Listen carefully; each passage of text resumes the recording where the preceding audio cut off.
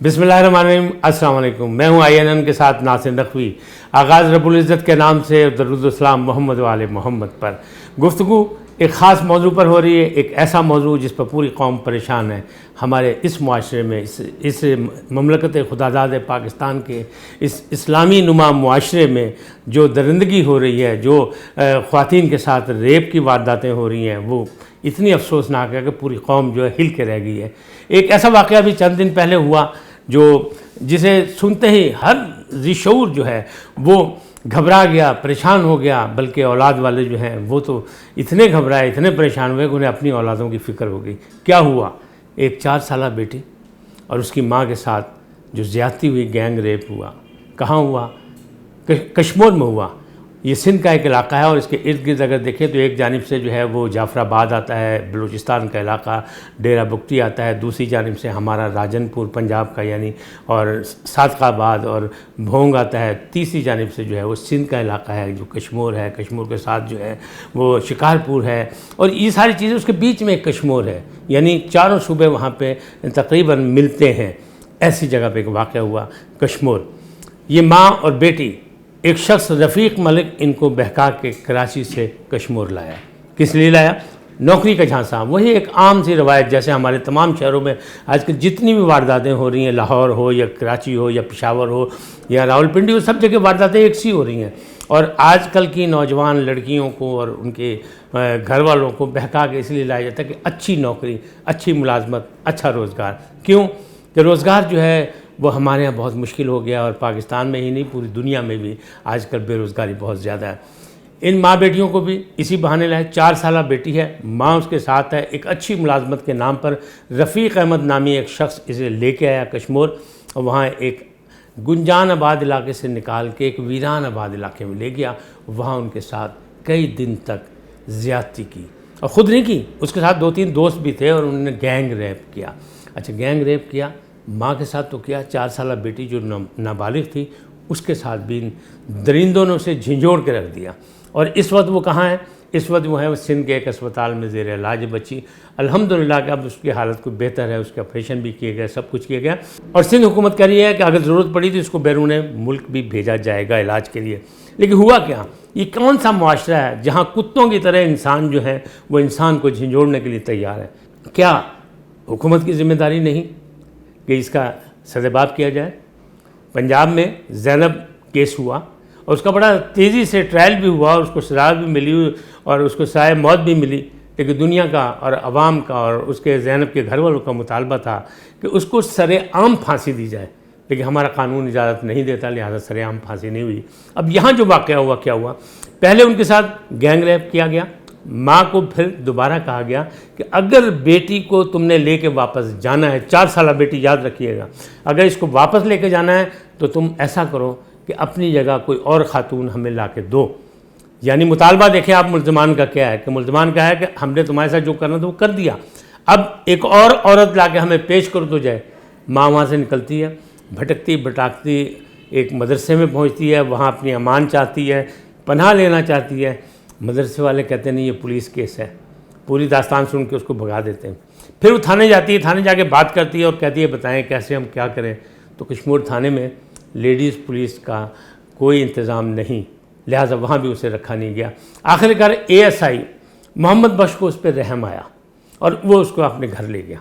उसे अपने घर रखा, उसकी सारी दास्तान सुनी। उसने कहा मैं तेरी मदद करना चाहता हूँ, क्या करना है? कहने लगा मुझसे ये कहा गया कि 4 साला बेटी अगर तुम्हें वापस चाहिए तो तुम एक और औरत ला के हमारे हवाले कर जाओ। उसने कहा ठीक है, हम करते हैं इंतज़ाम, उसका इंतज़ाम करते हैं ताकि मुल्ज़मान तक पहुँचा जा सके। 2 रोज़ के बाद ये फ़ैसला हुआ कि मोहम्मद बख्श अपनी बेगम को वहाँ पेश कर देगा एक औरत के से। लेकिन बेगम ने टेलीफोन पर रफ़ीक से बात भी की क्योंकि उस माँ के पास उसका नंबर था और रफ़ीक मुसलसल उस माँ से राब्ते में था कि तुम कब लेके आओगे औरत, कहाँ हो, कैसे हो, तुम्हारी बच्ची को वरना हम मार देंगे, जान से मार देने की धमकी दी। तो फिर उस माँ ने बेगम से यानी मोहम्मद बख्श की बेगम से रफ़ीक की बात कराई टेलीफोन पे कि मैं हाज़िर हूँ, मुझे मुलाजमत चाहिए, मैं पंजाब से ही रहने वाली हूँ और मैं आ रही हूँ इस खातून के साथ। اس نے پھر ایڈریس بتا دیا، لیکن اب مجبوری آگے کیا ہوئی؟ مجبوری یہ تھی کہ وہ جو محمد بخش کی بیگم ہے وہ عارضہ قلب میں مبتلا ہے، وہ زیادہ سفر نہیں کر سکتی تھی، وہ زیادہ محنت نہیں کر سکتی، وہ برداشت نہیں کر سکتی تھی، وہ وہاں جا نہیں سکتی تھی۔ محمد بخش نے بڑا فیصلہ کیا اپنی اہلیہ سے مل کے کہ وہ نہیں جا سکتی تو پھر میں اپنی بیٹی کو وہاں پیش کر دیتا ہوں۔ وہ بیٹی اس ماں کے ساتھ، دکھیاری ماں کے ساتھ وہاں گئی اور وہاں جا کے رفیق سے رابطہ کیا۔ رفیق نے ایک ہوٹل میں اسے بلایا، لیکن وہاں ہوٹل میں وہ نہیں تھا۔ پھر اس نے کہا کشمور پارک میں آ جاؤ تم۔ اس نے بات کرا دی ٹیلی فون پہ، اسے مطمئن ہو گئی کہ یہ عورت لے کے آئی ہے۔ جب اسے کشمور پارک وہاں گئی اور وہاں جا کے وہ ملی تو محمد بخش کی بیٹی نے کہا کہ میں ملازمت کے لیے آئی ہوں تو مجھے اس نے رفیق نے کہا تم تو بہت خوبصورت ہو، تمہیں تو بڑی اچھی ملازمت دلوائیں گے، تم فکر نہ کرو۔ اور یہ گفتگو ہو رہی تھی کہ اسی دوران پولیس نے آ کے رفیق کو گرفتار کر لیا۔ یہ ایک حصہ ہے اس کہانی کا۔ دوسرا حصہ یہ کہ باقی جو ملزمان تھے ان کو بھی پکڑنا تھا۔ رفیق جو تھا وہ 164 کے بیان میں اعتراف جرم کر چکا تھا کہ اس نے یہ سب کچھ کیا ہے، یہ وہاں کے ایس ایس پی امجد شیخ کا کہنا ہے، لیکن اس کے باوجود دوسرے ملزمان کی بھی گرفتاری ضروری تھی۔ یہی بات چیت جب ان سے آگے چلی تو انہیں رابطہ اپنے باقیوں سے کیا اور وہاں سے پھر پتہ لگا کہ رفیق نے بتایا کہ قریب ایک قبرستان ہے اور اس قبرستان میں وہ جو باقی ہیں لوگ وہ وہاں موجود ہیں۔ رفیق کو لے کے وہاں گئے، جیسے ہی مخالفین نے اور دوسرے ملزمان نے دیکھا رفیق کو آتے ہوئے تو انہیں فائرنگ شروع کر دی اور فائرنگ میں رفیق مارا گیا۔ اب رفیق مر گیا لیکن باقی لوگ جو تھے وہ گرفتار ہو گئے۔ یہ تو ہو گئی کہانی کا ایک حصہ۔ اب دوسرا حصہ یہ کہ حکومت پاکستان نے اور خاص طور پر وزیر اعظم پاکستان نے محمد بخش کو فون کر کے اس کی تعریف کی، اس کی پذیرائی کی، اے ایس آئی کی، یعنی پولیس کا ہے فرض مدد آپ کی۔ تو یہ جملہ آج یہاں فٹ ہوا ہے برسوں بعد، ورنہ پاکستان کی ہر صوبے کی پولیس، ہر جگہ کی پولیس، چاہے وہ صوبہ بلوچستان ہو، پنجاب ہو، سندھ ہو یا کے پی کے ہو، وہاں کے لوگ جو ہیں وہ پولیس سے مطمئن نہیں ہیں۔ حالانکہ پولیس میں ریفارمز کرنے کی بھی کوشش کی گئی، بڑی تبدیلیاں بھی کرنے کی کوشش کی۔ یہاں صوبائی حکومت میں جب شہباز شریف تھے تو انہیں پولیس کی تنخواہیں بھی بڑھائیں، لیکن پولیس سے کوئی مطمئن نہیں ہے، اور نعرہ اس کا یہ ہے کہ پولیس کا ہے فرض مدد آپ کی۔ تو یہاں محمد بخش نے یہ ثابت کیا کہ سچ مچ اپنی قربانی دے کے بھی مدد کی جا سکتی ہے۔ اس نے پرائی آگ میں چھلانگ لگائی بے خوف و خطر۔ تو آج سندھ حکومت نے اس خاندان کے لیے، اس بچی کے لیے جس نے بڑی دلیری سے، بہادری سے یہ ساری سچویشن جو ہے اس کا سامنا کیا، محمد بخش کی بیٹی کے لیے 10 لاکھ کا اعلان کیا، اور وہ بچی جو متاثرہ ہے اور اس کی ماں کے لیے انہیں کہا جو علاج معالجہ اور جو کچھ بھی ہو سکے گا اس کی تمام سہولتیں سندھ حکومت فراہم کرے گی۔ سندھ کے ایک وزیر نے، مرتضیٰ وہاب نے، باقاعدہ ایک پریس کانفرنس میں یہ سارے وعدے کر لیے۔ اب یہ تو ہو گیا، یہ تو ایک سلسلہ ختم ہو گیا، ایک سلسلہ ختم ہو جائے گا، لیکن یہ المیہ تو ہمارے سامنے ہے کہ ہمارے معاشرے میں درندے پھر رہے ہیں، اور درندے جگہ جگہ، لاہور ہو، کراچی ہو، پشاور ہو، روزانہ اخبار اٹھا کے دیکھیں تو آپ کو کہیں نہ کہیں گینگ ریپ نظر آئے گا، کہیں نہ کہیں کسی بچی کے ساتھ زیادتی ہوتی نظر آئے گی، جبکہ نہ ہمارا اسلام اجازت دیتا ہے، نہ ہمارے اخلاق اجازت دیتا ہے، نہ ہمارا یعنی معاشرہ جو ہے وہ بہت ہی تنزلی کا شکار ہے، اور اس معاشرے میں کوئی اجازت نہیں دیتا، لیکن کسی کو، ایسے لوگوں کو اجازت کی ضرورت بھی نہیں ہے۔ روزانہ کی یہ وارداتیں کیوں ہو رہی ہیں؟ اس لیے ہو رہی ہیں کہ قانون موجود ہے لیکن قانون پر عملی اقدامات نہیں کیے جا رہے، اس لیے ہو رہی ہیں کہ زینب الرٹ ایپ تو بن گئی لیکن اس کے آگے جو رزلٹ آنے چاہیے وہ نہیں ہوئے۔ زینب جان سے گئی، زینب کے گھر والوں نے احتجاج کیا، پورا قصور جو ہے وہ بطور احتجاج سڑکوں پہ آ گیا، پورے پاکستان میں شور مچا، قانون بنا پنجاب میں، لیکن معاملات اسی کی طرح ہیں۔ کیوں ہے اس طرح؟ اس لیے کہ پولیس اور ہم سب مل کے جو ہے وہ اپنا کردار ادا نہیں کر رہے جو ہمیں کرنا چاہیے۔ ہونا یہی چاہیے کہ پارلیمنٹ زیادہ سے زیادہ سخت قانون بنائے، اس پر عمل درآمد کرائے۔ حکومت کا فرض ہے کہ وہ ان چیزوں کو شیڈ دے گی، یہ معاشرے میں یہ چیزیں ختم ہوں گی اگر ان کو سخت سزائیں دی جائیں گی، اگر ان کو سر عام پھانسی دی جائے گی تب یہ جان چھوٹ سکتی ہے، ورنہ روز ہماری معصوم بچیاں جو ہیں، پھول جو ہیں ہمیں، ان کو یہ درندے جو ہیں اسی طرح مطلب نہ صرف مرجھانے پر مجبور کر دیں گے بلکہ ان کو مسل کے پھینک دیں گے۔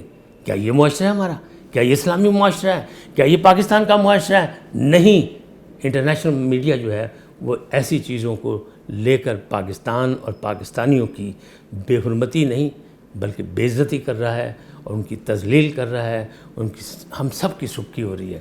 تو اس کا حل نکلنا چاہیے، آج سلام ہے اس محمد بخش کو جس نے یہ پرائی آگ میں چھلانگ لگا کے یہ دکھایا کہ ایک ASI وہ خدمت کر سکتا ہے کسی کے لیے بھی جو عام بڑا افسر یا قانون آپ کی نہیں کر رہا۔ اگر ایک ASI کام یہ کر سکتا ہے تو باقی کیوں نہیں کر سکتے؟ ہم اور آپ کیوں نہیں کسی کی مدد کر سکتے؟ ہمیں سوچنا پڑے گا کہ کیا یہ سچ مچ درندوں کا معاشرہ ہے؟ کیا یہاں صرف سیاسی لڑائی لڑنی ہے؟ کیا یہاں صرف مفادات کی بات کرنی ہے؟ کیا یہاں صرف دولت کی حکومت ہونی ہے؟ نہیں، یہ بات غلط ہے۔ انسان کا کام ہے کہ انسان کے کام ہے زندگی کا مقصد اوروں کے کام آنا، لیکن ہم صرف تقریر اور تحریر میں یہ باتیں کرتے ہیں، عملی طور پہ نہیں کرتے۔ محمد بخش نے یہ کام کر کے دکھایا۔ سندھ حکومت نے، مرتضیٰ وہاب نے اپنی پریس کانفرنس میں کہا کہ ہم وفاقی حکومت سے درخواست کریں گے، بلکہ ہم نے خط لکھ دیا کہ اس کو قائد اعظم گولڈ میڈل دیا جائے محمد بخش کو، ASI کو، اور یقینی بات ہے کہ اس کو ویسے بھی ایوارڈ ملنے چاہیے، اور بہت بڑا اس نے کام کیا ہے۔ اپنی بیٹی پیش کر دی، سوچیں درندوں کے سامنے۔ اگر خدا نخواستہ یہ آپریشن جو ہے وہ مس ہو جاتا یا مس مینج ہو جاتا پھر کیا ہوتا؟ آپ سوچیں، آپ بھی سوچیں، میں بھی سوچوں، سب سوچیں، مل کے سوچیں۔ کیوں؟ یہ پاکستان ہمارا ہے، یہ دھرتی ہماری ہے، یہاں ہمارے بڑوں نے خون دیا ہے، پھر یہ آزادی ہمیں نصیب ہوئی۔ یہ کیسی آزادی ہے کہ یہاں ہمارے معاشرے میں درندے دندناتے پھر رہے ہیں، ہمارے بچوں کو خونخوار درندوں کی طرح نوچ نوچ کے پھینک رہے ہیں، اور ہم خاموش ہیں۔ ہم خاموش نہیں رہ سکتے، اور حکومت کی ذمہ داری ہے، ورنہ یہاں بھی اسے حساب دینا پڑے گا اور وہاں بھی حساب دینا پڑے گا۔ جو سب سے بڑی حکومت ہے، جو سب سے بڑا اقتدار ہے، یہ اقتدار کے متوالے آج یہاں جتنی بھی خرمستیاں کر لیں، لیکن ایک دن انہیں حساب دینا ہوگا، یوم حساب آئے گا۔ اچھی بات یہ ہے کہ یہ حساب یہیں دے دیں، یہیں چکا لیں، تاکہ عاقبت ان کی سدھر جائے۔ آج یہی کچھ، اس کے ساتھ ناصر نقوی کو اجازت دیں۔ اللہ نگہبان۔